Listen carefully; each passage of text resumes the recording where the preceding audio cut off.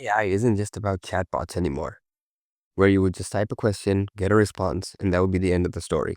It's like an FAQ system, but with better language skills. But AI agents, that's a whole different level. Instead of just responding, they can think, remember, and act. So, how do AI agents work? They're built on four key components: inputs, language models, memory buffers, and tools. So, in this video, I'm going to break down each and every one, and we are going to build an AI agent as well. So let's get started. So the first component of an AI agent is an input. This can be text that you send directly. It could be something received from an external source like Telegram. It could even be audio. It could be a file. It could be an API call. It could be anything. This is the input that triggers the AI agent workflow. Next, we have the language model. Now, the language model is the brain of the AI agent. It processes the inputs, it understands context, and it generates meaningful responses. So most AI agents today use large language models like ChatGPT. You could also use DeepSeek. You can use Claude. You can use Gemini. You can use whatever you want. Next up, we have memory buffers. Now, memory buffers store past interactions so the AI doesn't forget what was said earlier. So there's a few different types of memory. There's short-term memory, like the one that we're using in this particular workflow. And there's also long-term memory where you can save all past conversations to a database. And every time that you do interact with the AI agent, it can reference all of your earlier chats from the database. So that makes it incredibly powerful. Finally, we have tools. Tools are what make AI agents exceptionally powerful. So instead of just generating text, AI agents can take actions. They can get data from somewhere. They can use certain tools. They can make requests across the web. So you could search the web, you could run code, you can query a database, you can control software, and you can integrate with a ton of different apps. And the beautiful thing is that the AI agent is going to do all of this automatically based on one or two prompts that you give it. Then it will decide for itself which tool that it has to use, and it'll try to get you the outcome that you're looking for. So with that said, let's go ahead and build out this AI agent, and in the process, let's learn how these actually work. So the agent that we're going to be building today is a simple AI assistant which you can chat with, and you can pull information about your contacts. You can schedule meetings with your contacts, and you can send yourself an email once the meeting has been confirmed. So let's go ahead and build this out. So the first thing that we need to start with is an input. Inputs can be external, like receiving an email. It could be receiving a Telegram message. But the beautiful thing about n8n is that you can use something called a chat message to actually build out and test the entire workflow. So you don't need to really integrate anything else. The chat is right here in the window for you to work with. So I'm just going to hide this for now. Let's go ahead and remove this chat because we can only have one trigger in the entire workflow. And just to clean things up, I'm just going to select everything.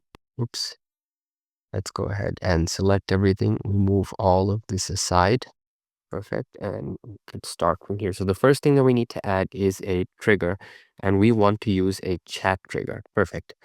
And let's go ahead and test this step. Hello there. And we'll see that the chat trigger did execute successfully. Perfect.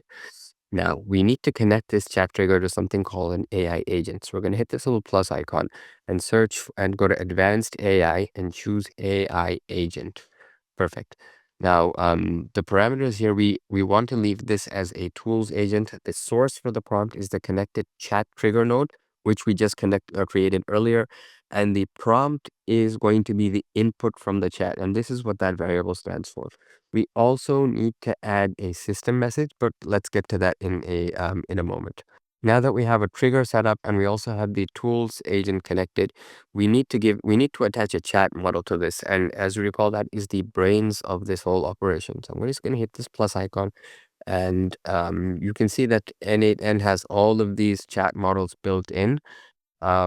For now, I'm just going to use I'm just going to stick with OpenAI because I do have that set up already. So if you click OpenAI, you will need to create a credential to connect with. I've already got this set up, but you can go ahead and create a new credential, grab your API key from platform.openai.com and hit save, and that'll be that. Now you can go to your model and choose which model that you want to use. 4.0 mini is perfectly fine for this for now. You can go ahead and add more options, but these are more advanced settings, and you might not really need them for basic AI agents. So this is all set. Now let's go ahead and test this one more time. So I'm just going to open the chat, and now let's say hi there and see whether we are getting a response from the model. So we said hi there to the chat. It went to the AI agent. The AI agent spoke to the language model, and we did indeed get a reply saying, "Hello, how can I assist you today?" Perfect. Now, now because we are interacting with OpenAI programmatically, OpenAI doesn't remember the last thing that we ask it. So if I go ahead and ask it, what was the last thing I said, it does not have anything to refer to, and you can see that that's the answer that it's given, right? It doesn't have any access to previous interactions or the ability to recall past conversations. And to solve that, we are going to add a memory node.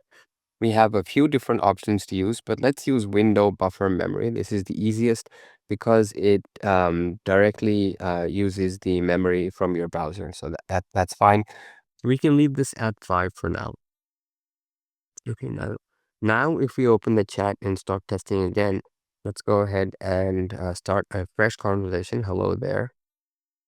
And you'll see that, hello, how can I assist you today? And now if we ask it, what was the last thing I asked you? It's going to refer to that and said the last thing that you said was hello there. And that is because it now has access to some memory. Perfect. Now that we have the input set up, we have the language model set up, and we have the memory set up, it's time to set up the tools. Now, before we set up the tools, we have to give the AI agent some instructions as to what we want it to do. So I've already got a system prompt set up here. I've got this detailed message that I'm just going to copy paste. Basically, I'm telling it that your job is to help me access my calendars and contacts using the Google Contacts tool and the Google Calendar tool.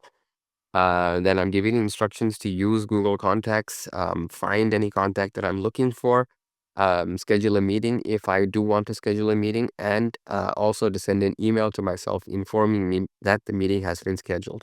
And because the language models don't have any concept of time, I do have to tell it that the current date is now. And this is a JavaScript variable. Which denotes the current time. And this is built into n8n. So, oops. I'm just going to go ahead and grab all of that, copy, and let's go ahead and paste it in here. So I'm going to add an option, and we need to give it a system message, right? I'm going to go to expression because I have a variable, Command A, Command V, and I have the system message set up as well. Perfect. So now that we have all of that set up and the tools agent is expecting that it should have access to contacts, it should also have access to a calendar, and it should also have access to email. What we now need to do is actually give it those tools. So we go to tool, and we click this little plus button. And let's go ahead and find the contacts tool first. So for now, I'm just using Google Contacts, but really you can use Airtable, or you can use any kind of database to store your contacts. I'm just using Google Contacts because that's the easiest thing for now. Right. And you do have to set up your credentials. And if you don't have that, you can click this little pencil and sign in with Google. It's pretty easy to do. The tool description, we're going to leave that to set automatically. Resources, contact, the operation. We don't want to create a contact. We don't want to delete a contact. In this case, we actually want to search for contacts.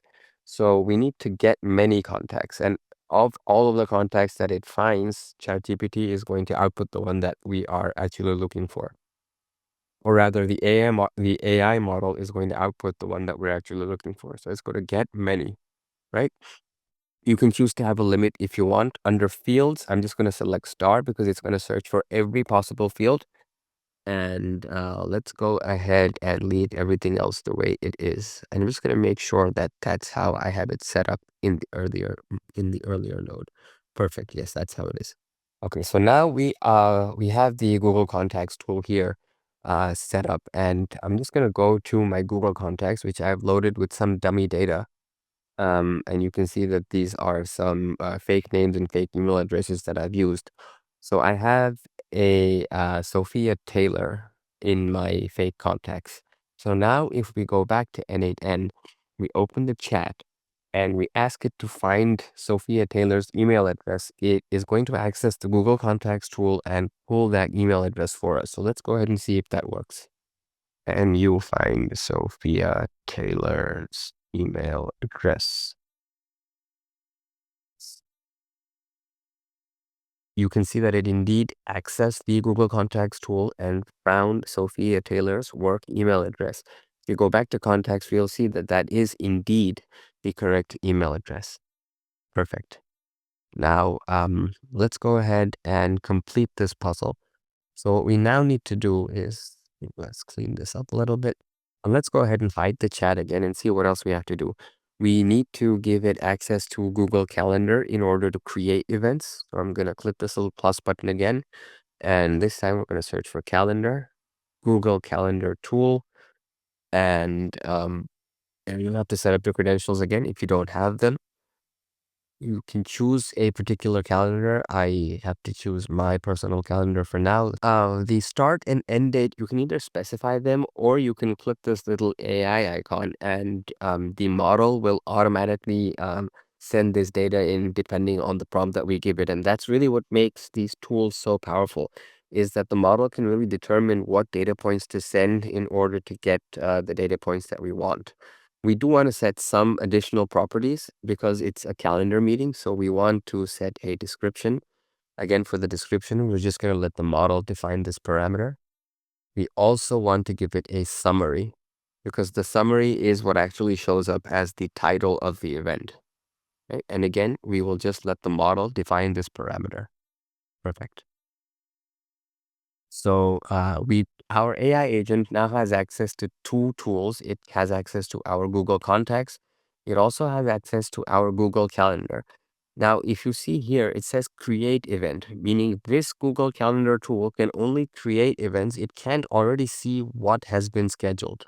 So in order to do that, and if you want to, level up our AI agent and tell it to make sure that there are no overlapping meetings, we have to create another tool. And this time we can go back to the calendar tool. And instead of create, we now want to get many, right? We just need to make sure that we are choosing the correct calendar. After and before will be defined automatically by the model, and that's fine. So now we have two Google Calendar events. Let's go ahead and rename these just for so let's go ahead and rename them just to let's go ahead and rename these to make them easier to work with. So create calendar event, rename, and we can rename this one to search calendar events. Perfect. And the last step is that we do want to send ourselves an email once a meeting has successfully been booked. So let's go ahead and search for another tool. This time we want Gmail. Now for the operation, we want to leave this at send for now, but there's a lot of different operations that you can choose from. You just have to remember that for every single operation, you will have to choose, you'll have to create another tool. So send is fine.